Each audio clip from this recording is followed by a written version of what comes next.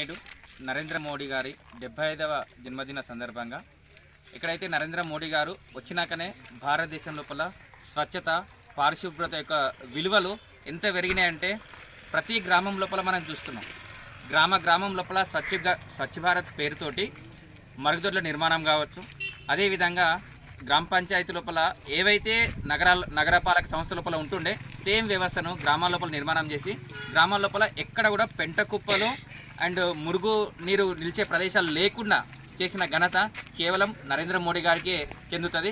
ఆయనను ఆదర్శంగా తీసుకొని నేడు మనందరం ప్రతి ఒక్కరం ప్రతి గ్రామం లోపల ప్రతి వ్యవస్థ లోపల అది ఏదైనా వ్యవస్థ కావచ్చు, మందిరం కావచ్చు, పర్యావరణం కావచ్చు, పార్క్ కావచ్చు, ఇంకోటి కావచ్చు, ఎక్కడైనా సరే పర్యావరణాన్ని పరిశుభ్రంగా స్వచ్ఛంగా ఉంచాలి. ఇది మనందరం నరేంద్ర మోడీ గారిని చూసే నేర్చుకున్నాం. కాబట్టి ఇట్లాంటి యొక్క కార్యక్రమాలను అంటే స్వచ్ఛంగా ఉంచాలనే కార్యక్రమాలను విద్యార్థి దశలోనే అంటే పిల్లలు ఏవైతే చదువుకుంటున్నారు కదా, వివిధ దేశాల లోపల చూస్తే ఒక్కొక్క స్కూల్ లోపల ఒక్కో విధంగా చేస్తారు ఎవరి క్లాస్ రూమ్ వాళ్ళకి. కానీ నేడు మన దగ్గర ఏమైపోయిందంటే పిల్లలకి ఎవరికైనా బై మిస్టేక్లో క్లాస్ రూమ్ క్లీన్ చేపిస్తున్నాము అంటే పేరెంట్ లోపల ఒకటి ఉంటుంది, మేము ఫీజులు కడతలేమా, లేకపోతే ప్రభుత్వం లోపల సఫాయి కార్మికులు లేరా, వాళ్ళందరూ ఉండగా మా పిల్లలతో ఎందుకు సాఫ్ చేపిస్తున్నారు, మీ పిల్లలతో ఎవరైనా సాఫ్ చేపించారంటే జీవితంలో వాళ్ళని ఉన్నతి చేయనికనే కానీ కేవలం వాళ్ళ మీద పగతోని చేపించిన ఉద్దేశం అయితే ఉండదు.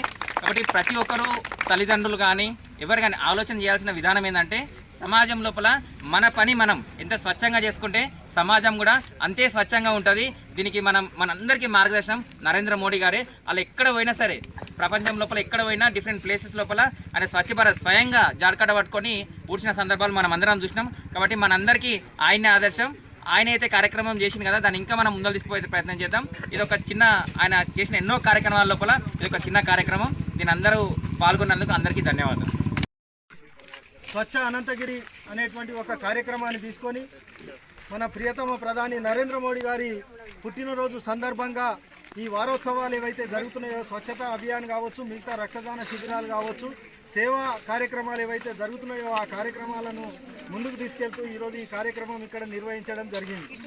ముఖ్యంగా ఈ అటవీ ప్రాంతంలో పర్యాటకులు కానీ భక్తులు కానీ విచ్చేసి ఇక్కడ అనేక రకాలైనటువంటి ప్లాస్టిక్ వ్యర్థ పదార్థాలను వదిలి వెళ్తున్నారు. మీరందరూ కూడా గమనించాల్సిన విషయం ఏంటంటే ప్లాస్టిక్ వ్యర్థం అనేది కనీసము మినిమము 400 సంవత్సరాల నుంచి 1000 సంవత్సరాల వరకు భూమిలో అదే విధంగా ఉంటుంది. మనం ఇదే విధంగా ఈ చెత్తను ఈ ప్లాస్టిక్ను ఈ భూమి మీద ఇలాగే వదిలేస్తే భూమి అంతర్పొరల లోపల ఈ ప్లాస్టిక్ అనేటువంటిది జమై భూమి లోపలికి నీరు పోకుండా ఉంటుంది. తద్వారా వరదలు వచ్చే అవకాశం ఉన్నది మరియు నీటి ఎద్దడి ఏర్పడే అవకాశం కూడా వస్తుంది.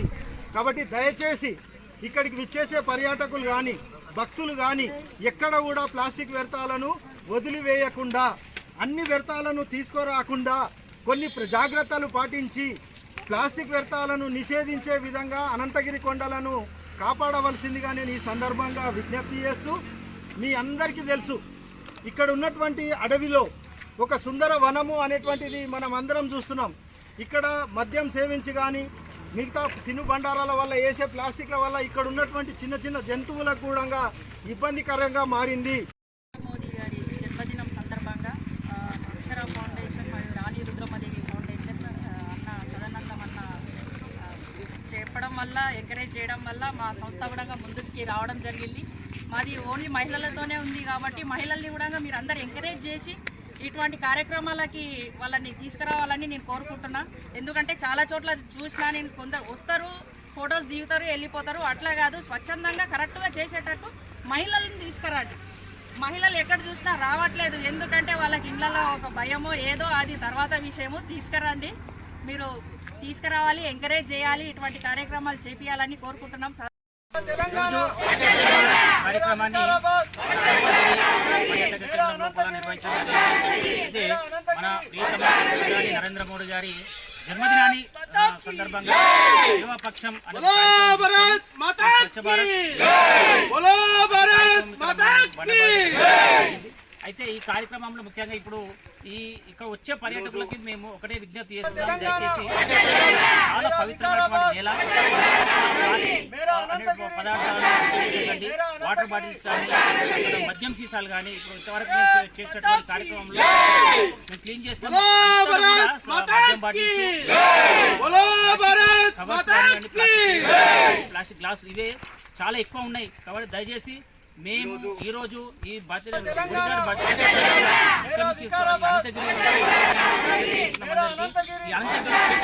వస్తారో ఈ అటవీ ప్రాంతానికి వస్తారో చూడండి, వీక్షించండి, ధరించండి.